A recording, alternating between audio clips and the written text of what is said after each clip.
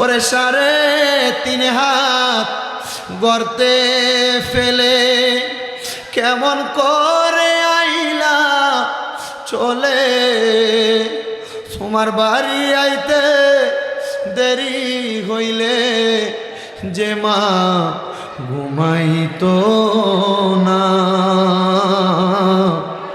ওই কবর দেশে মায়ের পাশে